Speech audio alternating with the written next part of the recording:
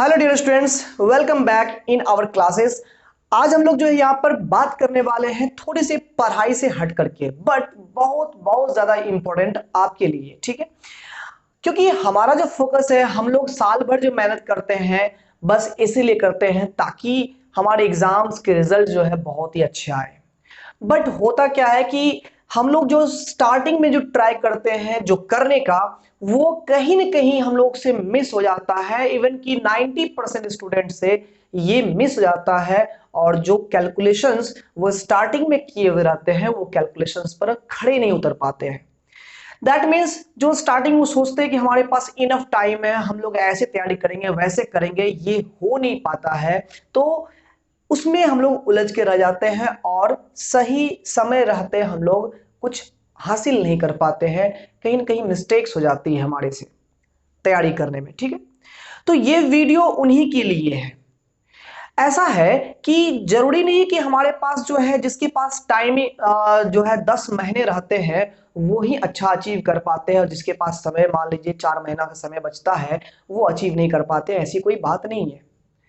बात यहां पर थोड़ी सी फर्क तो पड़ती है, बट यहां पर क्या है कि आप लोग जो है स्मार्ट स्टडी और हार्ड वर्क ये दोनों चीज कंबाइन नहीं कर पाते हो। इसीलिए जो है चाहोगे तो अगर ये कंबाइन करके तो 4 महीने में भी आप वैसे तैयारी कर सकते हो जैसे कि जो हार्ड वर्क करते हैं 10 महीने की वो हासिल कर पाते हैं, वो आप 4 महीने में कर सकते हो।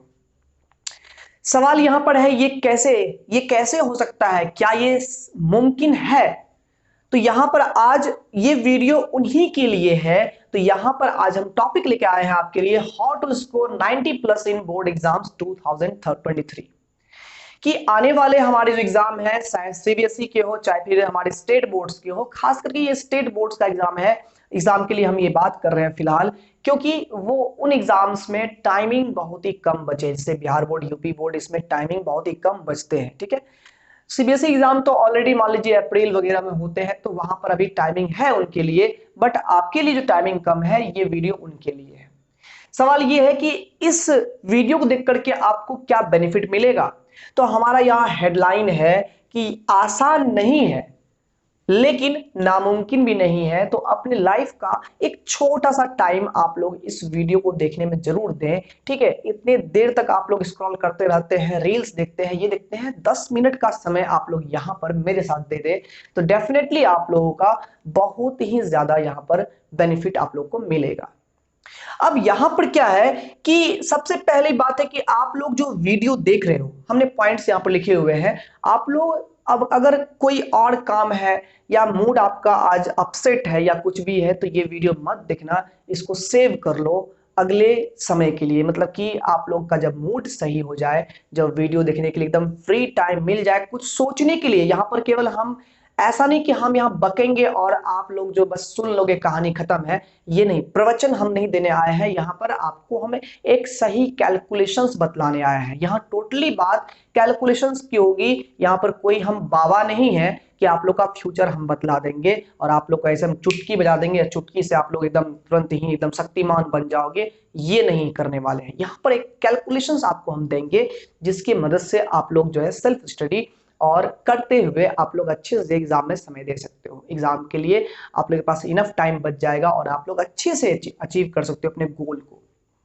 तो यहां पर क्या है कि आप लोग वीडियो जो वॉच कर रहे हो ये आप लोग के लिए सही टाइम होना चाहिए और सही मूड, तभी आप इस वीडियो को देखना, अन्यथा नहीं देखना इस वीडियो को, ठीक है।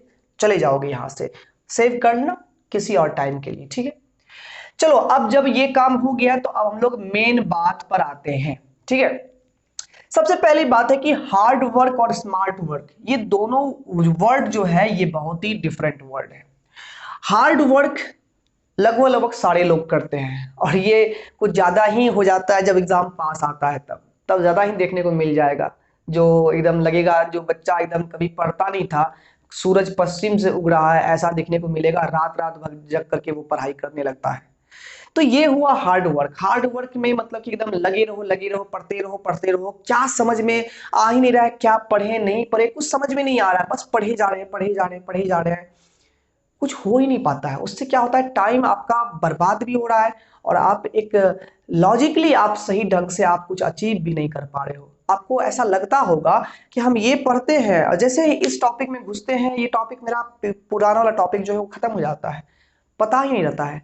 और सही मायने में समझो कि अगर आप प्रीवियस कुछ टॉपिक आप पढ़े हो, याद किए हो, रिवाइज किए हो और आगे चल करके वो भूल जा रहे हो, सबसे बड़ी गलती यही है कि आप उस चीज पर उतना टाइम दिए और उसको आप ऐसे ही जाने दे रहे हो, जिसके लिए आप मेहनत किए, जिसको रिवाइज करने के लिए बहुत टाइम दिया, आप उसको बस आप यूं ही आप वेस्ट जाने दे रहे हो। ये बहुत बड़ी गलती होती है। हार्ड वर्क तो होता है बट स्मार्ट वर्क यहाँ नहीं है।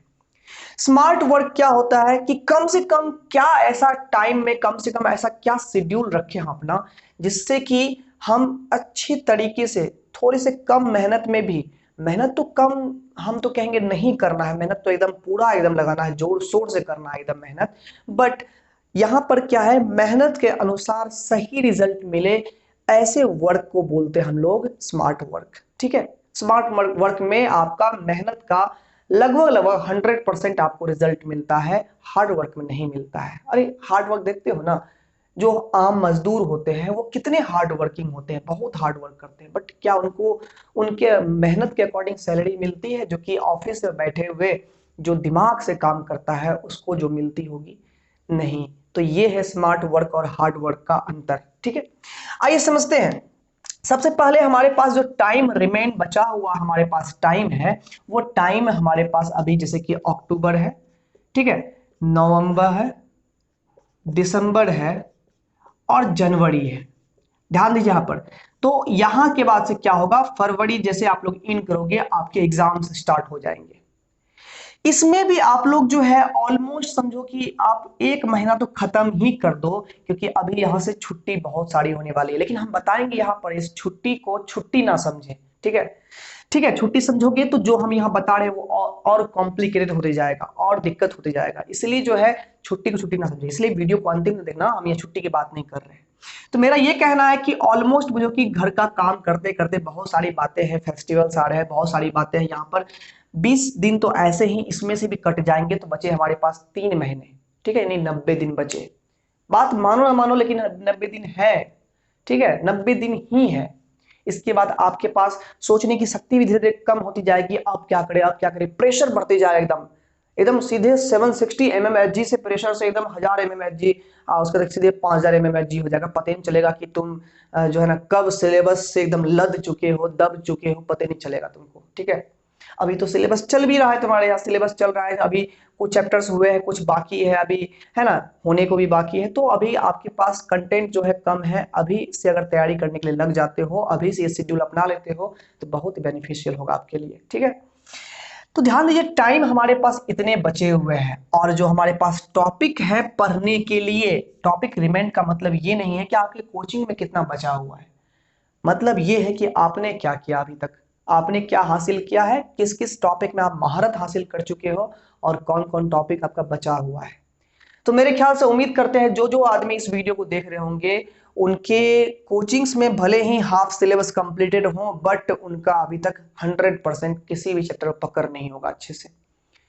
खुद उनके मन में कंफ्यूजन होगा कि अभी हम अगर पढ़े, अभी इस चैप्टर से अगर क्वेश्चन आ जाए अच्छा अच्छा क्वेश्चन तो हम फंस जाएंगे, कंफ्यूज हो गए सही मायने में। ठीक है, क्योंकि अभी तक आप लोग बस पढ़ाई कर रहे हो, फोकस्ड नहीं हो कि एग्जाम देना है हमको, बस मन में है कि एग्जाम आएगा, एग्जाम देना है हमको, लेकिन सही तरीके से आप तैयारी नहीं कर रहे हो। ठीक है, बस ये होता है, ये समझ लेते हो कि टेस्ट, अगर मान लो कि सर जी बोलते हैं कि बाबू कल जो है केमिस्ट्री का टेस्ट होने वाला है, एकदम रात भर एकदम दिन रात लग गए, फिजिक्स मैथ सबको छोड़ दिए, एकदम केमिस्ट्री की तैयारी में लग गए, तो ये तो 10 क्लास का बच्चा भी कर लेगा एकदम। अगर उसको नहीं समझ में आ रहा है फिर भी उसको चैप्टर दे दिया जाए, रट फट करके जाकर के टेस्ट दे देगा एकदम जाकर के। तो ऐसा नहीं करना है, वो हार्ड वर्किंग नहीं करना, एकदम लगे हैं लगे लगे हैं और 10 दिन में भूल जाए उस चीज को। फिर से आपको यहाँ पर एक शेड्यूल बनाना है, ऐसा कि कभी भी सरप्राइज टेस्ट हो तो हम टेस्ट में एकदम खड़े उतरे एकदम। ठीक है, कभी भी वो होता है सही मायने में टेस्ट, नहीं तो टेस्ट 2 दिन पहले अनाउंसमेंट हो जाता है, एकदम लग जाते हो तैयारी करने में एकदम। ठीक है, वो थोड़े ना होता है, उससे वो बस तुम उस टेस्ट के लिए तैयारी कर रहे हो, फिर टेस्ट बीतेगा, अगला चैप्टर का टेस्ट होगा, इस चैप्टर का पता भी तुमको नहीं रहेगा कि इसका कभी हम टेस्ट दिए भी थे कि नहीं दिए थे। पता भी नहीं, याद भी नहीं रहेगा, ठीक है, ऐसा हाल हो जाता है। तो टॉपिक हमारे पास जो बचे हुए हैं ऑलमोस्ट समझते हैं कि हमारे पास 15 चैप्टर्स जो है ना, 15 chapters on an average her subject के बचे हुए हैं, ठीक है, तैयारी करने के लिए 15 चैप्टर्स ऑलमोस्ट हर सब्जेक्ट में हमारे पास होते हैं, ठीक है। तो यहां पर क्या है, अब हमारे पास देखिए तो डेली शेड्यूल हमारा क्या होना चाहिए ताकि हम तैयारी करें, ठीक है। तो डेली शेड्यूल में बहुत सारी बातें हैं। डेली शेड्यूल में क्या है, हमारे पास सेल्फ स्टडी भी है और कोचिंग्स क्लासेस भी है, चाहे आप ऑफलाइन कर रहे हो चाहे आप ऑनलाइन कर रहे हो, इन दोनों को सेपरेट कर लो। सबसे पहले ऑफलाइन स्टडी अलग और हम ऑफलाइन या ऑनलाइन जो कोचिंग्स है वो अलग और हमारा सेल्फ स्टडी अलग होना चाहिए। यहां से अगर आपको सही ढंग से इस रूटीन को फॉलो करना है तो आपको सेल्फ स्टडी के लिए टाइम निकालना पड़ेगा 5 आवर्स। 5 आवर्स टाइम निकालना पड़ेगा। कहने के लिए बहुत बड़ा है, लेकिन समस्या ये है कि आप लोग ये कर क्यों नहीं पाते हो, ठीक है। बात यहां पर ये है, जैसे कि अगर तुम हमसे पूछो कि हम कितनी देर हम जो है काम करते हैं, तो हम तुमको यही कहेंगे कि मेरे कोचिंग्स में अभी 11 बैचेस चलते हैं, ठीक है।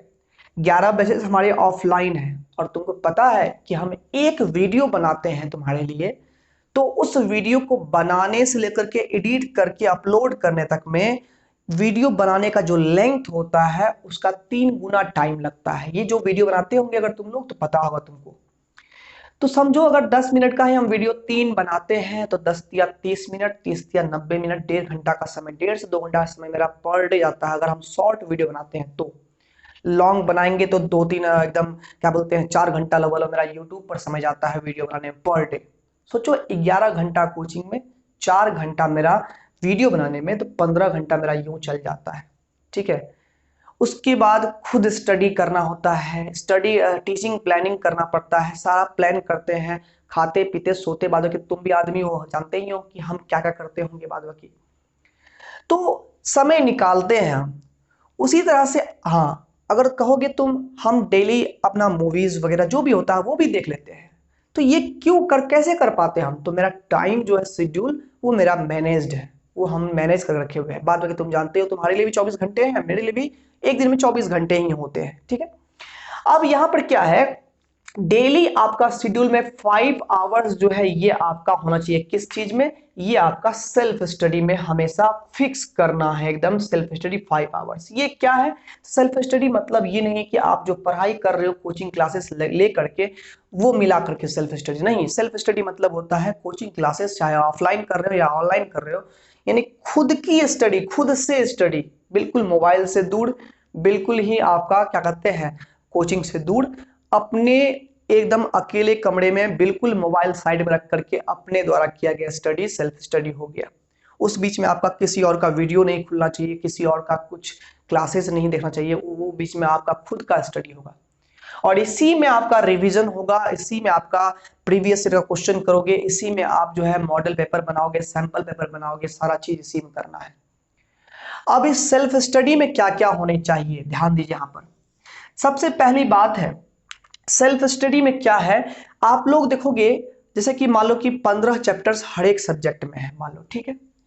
तो सबसे पहले यहां पर क्या है, आप लोग टाइम डिसाइड मत करो कि हमको इतना देर पढ़ाई करना है, आप लोग टारगेट का डिसीजन लो, हमको इतना चीज कवर करना है।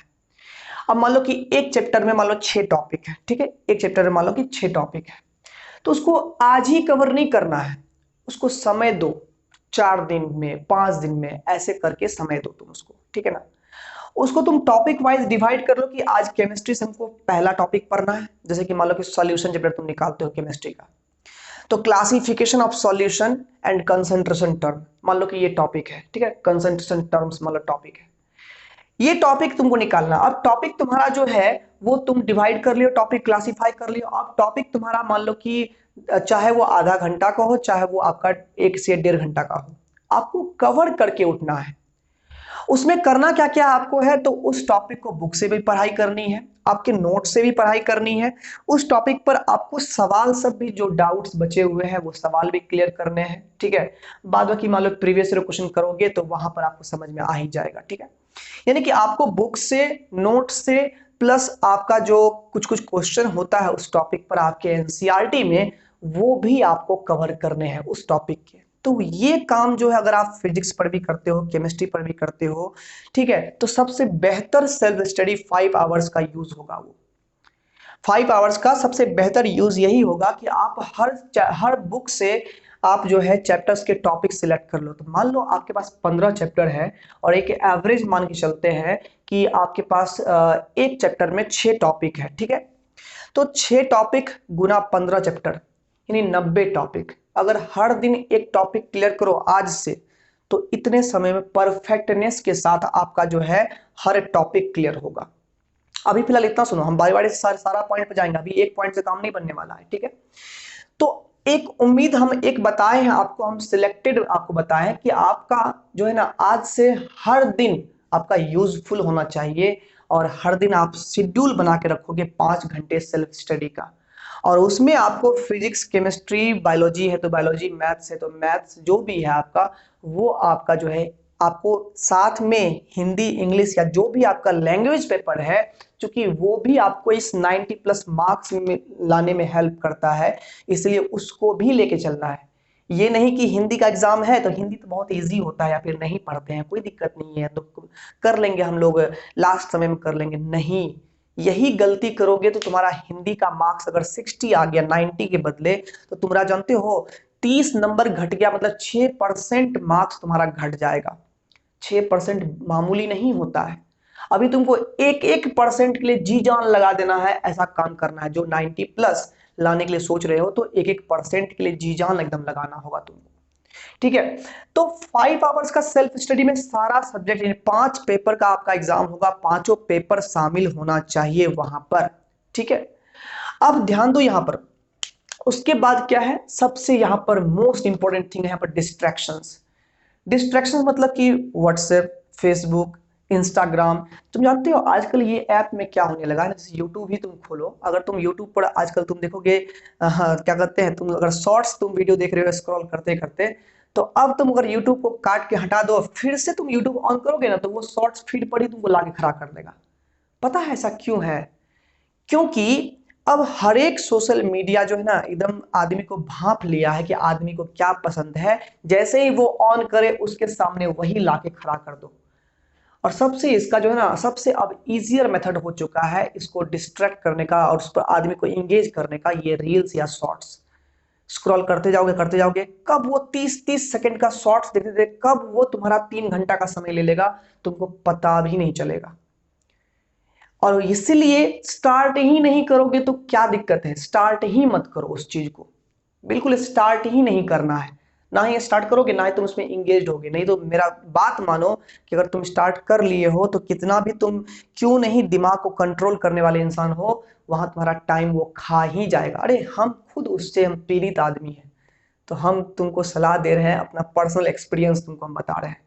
उम्मीद करते हैं कि कुछ कुछ तुम्हें से ऐसा भी होगा जो कि एकदम नहीं, हम ऐसा नहीं, हम एकदम कंट्रोल्ड माइंड में रहते हैं, तो फिर अच्छी बात है, कोई दिक्कत। लेकिन इतना हम कहते हैं, इन डिस्ट्रैक्शंस को आप लोग दूर कर लो। अपना फेसबुक अकाउंट या फिर इंस्टाग्राम, एक यूट्यूब मान लो तुम देखते हो तो यूट्यूब कोई दिक्कत नहीं, अगर तुम उससे तुमको बेनिफिट मिल रहा है तो वो तुम रख सकते हो, लेकिन सही यूज उसका करना, ठीक है ना, मिस यूज मत करना, बस इतना ही कहेंगे। तो डिस्ट्रैक्शन से दूर रहो, जो कि आज की डेट में सबसे ज्यादा क्रिटिकल बात होती है। आदमी बोलता है कि हम 2 वक्त की खान रोटी नहीं खाएंगे, लेकिन हम व्हाट्सएप चलाएंगे ही चलाएंगे, ठीक है। ये चीज अगर तुम्हारे में भी अंदर में यही नारा है कि 2 वक्त की रोटी नहीं लेकिन व्हाट्सएप हमारा है, ठीक है ना, तो ये अगर तुम्हारा है अगर कंडीशन, तो बहुत समस्या है। तब तुम इस वीडियो को बस देखोगे और खत्म कर दोगे, बिल्कुल मोटिवेशनल स्पीच की तरह। जो आदमी देखता है तो लगता है कि हम करोड़पति बन गए, फिर जैसे ही बाहर निकलता है अपना साइकिल देखता है तो बोलता है नहीं, हम तो जमीन पर ही अभी तक है। तो वो मोटिवेशनल हम वीडियो तुमको नहीं प्रोवाइड कर रहे हैं, यहाँ पर हम तुमको कैलकुलेशन बतला रहे हैं। तो इन सब चीज से दूर रहो, क्योंकि ये तुम्हारा इस टाइम को तुम्हारा टाइम वो खाएगा।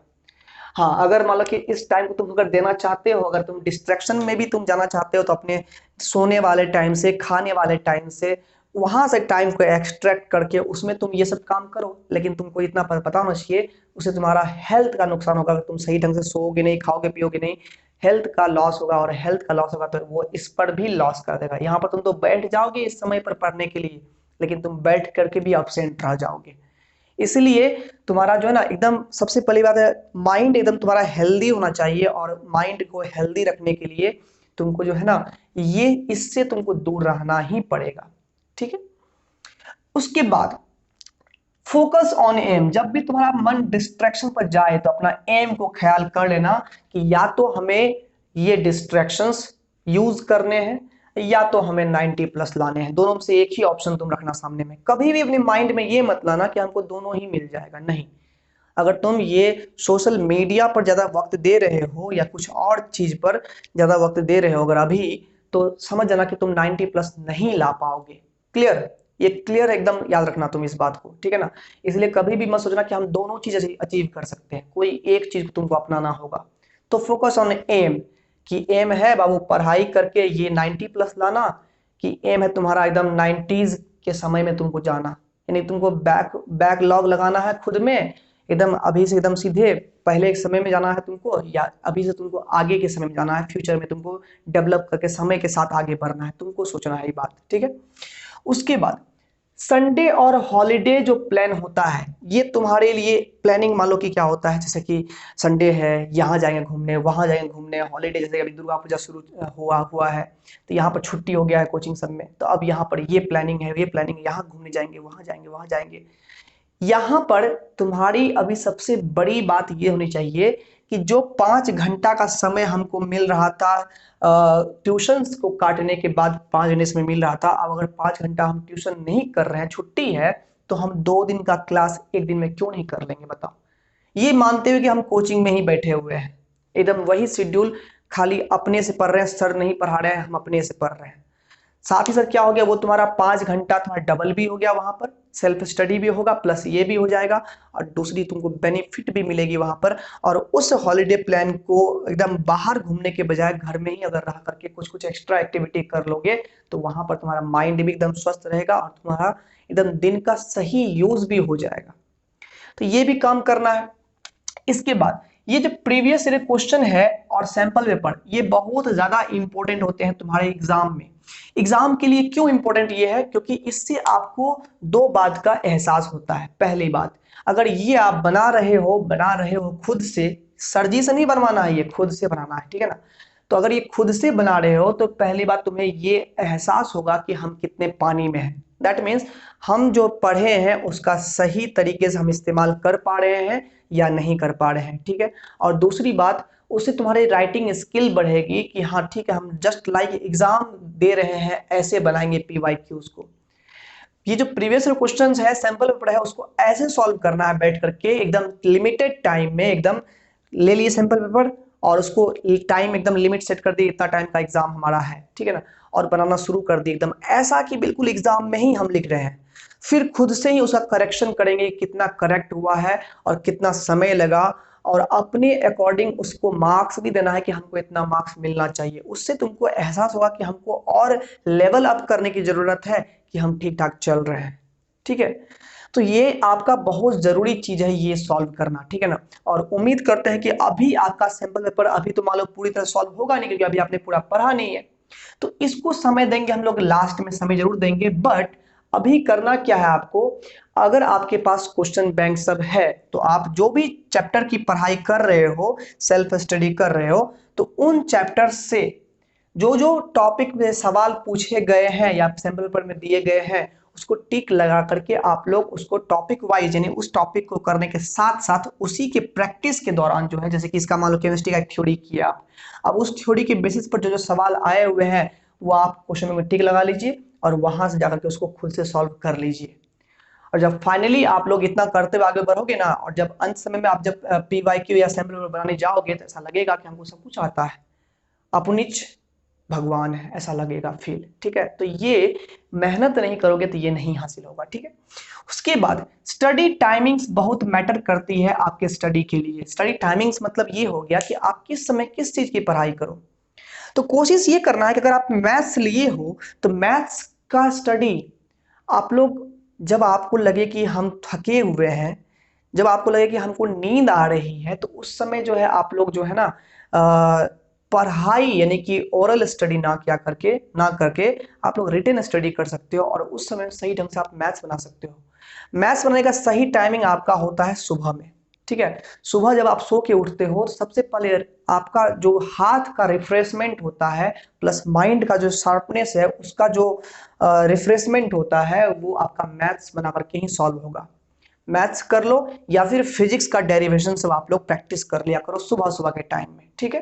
तो ये तो बात स्टडी टाइमिंग्स की हो गई, किस टाइम में स्टडी किस चीज की करनी है, ठीक है। अब बात है कि यहां से आपका क्या है, एक पॉजिटिव माइंड भी आपके अंदर होनी चाहिए। मतलब पॉजिटिव माइंड मतलब क्या, लोग सोचता है क्या हमेशा, क्या मैं ये कर सकता हूँ, लगता है मतलब क्या एग्जाम में ऐसा आएगा कि हम नहीं बना पाएंगे। इतना पढ़ने के बावजूद भी लोग ये सोचते हुए एग्जाम हॉल में जाता है कि कहीं ऐसा तो कोई क्वेश्चन तो नहीं आ जाएगा जो कि हम बना ही नहीं पाएंगे। तो ये नेगेटिव माइंड नहीं लेना है अपने मन में। आपको ये सोचना है कि हम जो जानते हैं वही एग्जाम में आएगा और हम फोड़ के आएंगे उस चीज को। तो ये चीज आपको हमेशा पॉजिटिव माइंड लेके चलना है। भले आप कमजोर है पढ़ने में, लेकिन अगर आपका हौसला बुलंद है कि हम जो जानते हैं वही एग्जाम में आएगा और हम लिख के आएंगे, तो सच्चाई बात एकदम मानिए, ये साइकोलॉजी बहुत काम करती है। आपको एकदम 100% एकदम श्योर रहिए आप अच्छे से अच्छे एग्जाम में लिख के आओगे डेफिनेटली, अगर खुशी खुशी एकदम पॉजिटिव माइंड रख जाते हो। और एग्जाम की बात तो थोड़ी दूर गई, स्टार्टिंग में अभी जो आप स्टडी कर रहे हो और इस समय में भी आपको आपके अंदर पॉजिटिव माइंड बहुत बड़ी चीज है। जब तक ये नहीं रहेगा, आपके माइंड में पॉजिटिविटी नहीं रहेगी, तब तक इतना कुछ करना बेकार है। एकदम टेंशन में जी रहे हैं और तैयारी करने बैठे हैं, पढ़ाई कर रहे हैं, पढ़ाई कर रहे हैं, कोई फायदा नहीं होगा इस चीज का, कोई भी फायदा नहीं होगा। आप अपना माइंड एकदम पॉजिटिव रखिए, अच्छी अच्छी बात सोचिए। आप जिस रूम में रह रहे हैं उस रूम का आप जो है रूम में सजावट या सामान या बुक का अरेंजमेंट, इन सब चीजों का भी ध्यान रखिए। इनसे ना हमारे माइंड पर एक पॉजिटिव इम्पैक्ट पड़ता है। अगर आप सही ढंग से सब कुछ अरेंज कर रखे हैं तो आपका जो भी पढ़ाई के का जो भी टेबल है वो सही ढंग से होना चाहिए, बुक्स वेल अरेंज होना चाहिए। आप एकदम मतलब कि जो भी है अपने माइंड को हमेशा रिफ्रेश करो। रूम में रहो ना तो कभी भी ऐसा ना लगे कि क्यों रूम में बैठे हुए हैं, कहीं बाहर चलते हैं, ऐसा ना लगे। आपका रूम हमेशा वेल अरेंज रहना चाहिए। वहां से भी पढ़ाई पर बहुत बड़ा इम्पैक्ट पड़ता है, सेल्फ स्टडी पर, क्योंकि आप लोग उसी जगह बैठ करके एक अपने फ्यूचर का प्लानिंग कर रहे हो। फ्यूचर प्लानिंग का मतलब और कोई प्लानिंग नहीं, फ्यूचर प्लानिंग मतलब कि आप अपने फ्यूचर में क्या बनोगे उस चीज को प्लान कर रहे हो। तो ये बहुत बड़ा डिसीजन ले रहे हो, तो वो डिसीजन किसी गंदे जगह पर नहीं होनी चाहिए। वो डिसीजन एकदम साफ सुथरी जगह पर होनी चाहिए, क्योंकि स्वच्छ शरीर में ही स्वच्छ क्या बोलते हैं, स्वस्थ मस्तिष्क का वास होता है ना, ये सुने हो ना, ये कहा जाता है। तो आपका जब तक पूरा एकदम एनवायरनमेंट आपका स्वच्छ नहीं रहेगा तो सही मस्तिष्क भी आपके अंदर में नहीं रहेगा। याद रखिएगा इस चीज को। फिर है राइटिंग कैपेसिटी और स्किल, यानी कि आप कैसे लिखते हो, आपका राइटिंग बहुत मायने रखता है। और दूसरी बात, एग्जाम में एक लिमिटेड टाइम रहता है आपको लिखने के लिए, तो कितना तेज लिख पाते हो ये भी मायने रखता है। तो अभी से आप ज्यादा से ज्यादा जो भी आपका थ्योरेटिकल चीज सब है उसको पढ़ने से ज्यादा आप लिखने पर समय दीजिए, क्योंकि कहा भी जाता है एक बार लिखना 7 बार पढ़ने के बराबर होता है। तो आप कोशिश करो ज्यादा से ज्यादा रिवीजन जो है लिख के किया जाए पढ़ने के बजाय, ठीक है। उससे बहुत ज्यादा आपको जो है ना आप वो टॉपिक आपको ख्याल भी रहेगा और वो टॉपिक जो है आप अच्छे से एक्सप्रेस भी कर पाओगे। लिखोगे ना तो ऐसा एग्जाम के समय में लगेगा कि घर पे बैठ के नोट्स तैयार कर रहे हैं। तो एग्जाम में बैठ करके जो फीलिंग आएगी ना, वो नोट्स तैयार करने की फीलिंग आएगी और बहुत बहुत ही अच्छे तरीके से तुम लिख लोगे एग्जाम में, ठीक है। तो इसलिए अभी से लिखने का प्रैक्टिस अच्छे से किया करो। फिर लास्ट आता है प्रेजेंटेशन। जान लो यहाँ पर आज भी तुम अगर कॉपी में न्यूमेरिकल बनाते हो या कॉपी में सेल्फ स्टडी करते हो, प्रैक्टिस करते हो, तो उसको सही सही तरीके से प्रेजेंट किया करो अपने आंसर्स को। ऐसा नहीं कि घर में बैठे हैं कौन देखने वाला है, नहीं, ये आदत बन जाएगी आपकी और आप एग्जाम में जो ना प्रेजेंटेशन गलत दे के आ जाओगे, ठीक है। तो आंसर क्या लिख रहे हो ये तो बात है ही, आंसर कैसे लिख रहे हो ये भी बहुत बड़ी बात होती है और इसका भी एक आदत होता है और आदत धीरे धीरे लग जाता है, चाहे आप गलत लगाओ या सही लगाओ। तो आप जो है कॉपी में अगर आंसर्स अभी भी सेल्फ स्टडी करते हो तो आंसर्स को सही सही तरीके से रिप्रेजेंट किया करो, तभी जाकर के आपका फाइनल एग्जाम में भी कॉपी में जो रिप्रेजेंटेशन होगा वो एकदम सही होगा, अच्छा होगा और एक पॉजिटिव इम्पैक्ट बनाएगा एग्जामिनर पर, जो आपको एक अच्छे अच्छे स्वभाव का सोच करके आपका कॉपी चेक करेगा। ध्यान दीजिएगा, हमेशा जो एग्जामिनर होता है ना वो कॉपी देख करके पहले पता लगा लेता है कि बच्चा कैसा होगा, और फिर उसके माइंड में आ जाता है कि अच्छा ये तो कैसे कैसे लिखा है, इसका आंसर क्या सही होगा, वो पहले ही निगेटिव बना लेता है ना, पहले ही अपने माइंड में वो निगेटिविटी बना लेता है और फिर वो आपका कॉपी सही ढंग से चेक नहीं करता है। ठीक है, एज एन एग्जामिनर हम ये बता रहे हैं, अगर हम भी कॉपी किसी का चेक करते हैं अपने क्लास के स्टूडेंट्स का ही, तो ऐसा ही सोचते हैं, फिर वो दिमाग नहीं लगाएगा। और अगर वही आप रिप्रेजेंटेशन अच्छा दिए हो तो अगर गलत आंसर भी लिखे हुए ना कहीं कहीं पर ना, तो हो सकता है कि वो आपका वो आंसर वहां तक स्टेप मार्किंग करके वो सही कर दे, है ना, 4 में से कम 3 मार्क्स दे दे, है ना। लेकिन कभी कभी क्या होता है, अगर गलत तरीके से प्रेजेंट रहता आंसर, तो अगर गलती कहीं एक कोना में भी उसको दिख गया तो पूरा क्वेश्चन ही काट देगा, वो वहां 0 मार्क्स मिलेगा, तो उससे बेहतर है ना। तो यहां पर इतनी सारी बातें करने के बाद अगर कोई भी मन में डाउट है तो कमेंट में जरूर बतलाना, और यहां से एकदम बोलना है जय माता दी और स्टार्ट कर देना है अपने काम पर, है ना। स्टार्ट कर देना है अपने, ये जो भी हमने आपको बताया है कि वे तरीका बताया है, रास्ता बतलाया है, तो बतलाया है तो मैंने रास्ता, बस आपको चलना है खुद उस पर। तो यानी कि आप खुद कैसे चलोगे वो डिपेंड करता है, ठीक है ना, आप पर डिपेंड करता है। तो उतने आप अपने शरीर में, अपने दिमाग में, ठीक है, उतनी शक्ति बनाओ। उतनी शक्ति कैसे बनेगी ये भी आपको बतला दिए। सही ढंग से रहो, सही सी चीज सोचो, सही चीज खाओ, है ना। ताकि आप, जैसे कि आप लोग खाना पीना भी ध्यान रखना कि, ठीक है ना, ऐसा चीज मत खाते रहना भर दिन की जिससे नींद बहुत ज्यादा आए और हमारे बॉडी में जो प्रोटीन की जो भरपाई है वो भी कम करे, है ना। आप चावल की जगह पर रोटी खाया करो, ठीक है, कुछ दिन तक एकदम बिल्कुल त्याग दो ये सब चीज को कि एकदम सुख मिलेगा, पढ़ाई भी मिल जाएगा, नहीं, सुख के साथ रिजल्ट कभी नहीं मिलता। सुखार्थिनः कुतो विद्या, विद्यार्थिनः कुतो सुखम कहा जाता है ना। तो कभी भी सुख चाहने वाले को विद्या नहीं मिल सकती है, ठीक है, तो दोनों चीज नहीं प्राप्त कर सकते हैं। तो इसलिए कुछ दिन तक, ये 4 महीना तुम लोग बिल्कुल सुख त्याग दो और लग जाओ एकदम, ठीक है ना, लग जाओ, डेफिनेटली तुम्हारा जो है ना एकदम, तुम जो है अपने रिजल्ट में अच्छे मार्क्स लाओगे और मेरे हिसाब से तुम विजय होके आओगे, ठीक है। तो इसी के साथ विजय भवा बोलते हुए हम आपसे विदा लेते हैं, ठीक है। डेफिनेटली ये है, कुछ ना कुछ तो इम्पैक्ट पड़ेगा आपकी स्टडी पर, अगर आप ये कैलकुलेशंस लगा करके आप लोग इस ढंग से पढ़ाई करते हो तो। अगर कोई मन में डाउट हो तो कमेंट जरूर करना, ठीक है। फिर भी अब यहाँ पर क्या है कि हर इंसान 100% सेटिस्फाइड नहीं कर सकता है, हो सकता है कि आप में से बहुत लोग ऐसे होंगे जिसको कि ये सुझाव पसंद नहीं आया होगा, ठीक है। तो क्योंकि हर इंसान की अपनी अपनी रणनीति होती है, ठीक है, सबको सारा सारा जगह का पानी सूट नहीं करता है, इसलिए सबको जो ना सबका वीडियो सूट नहीं करता है, ठीक है, इसलिए हो सकता है। तो वहां पर अगर किसी के मन में कोई तकलीफ भी हो, डाउट भी हो, तो वो कमेंट में जरूर बताएंगे, ठीक है, हम रिप्लाई जरूर करेंगे उसका। तो हमें आपका इंतजार रहेगा, आपके कमेंट्स का इंतजार रहेगा, ठीक है। मिलते हैं ऐसे ही किसी वीडियोज में, तब तक के लिए best of luck and take care.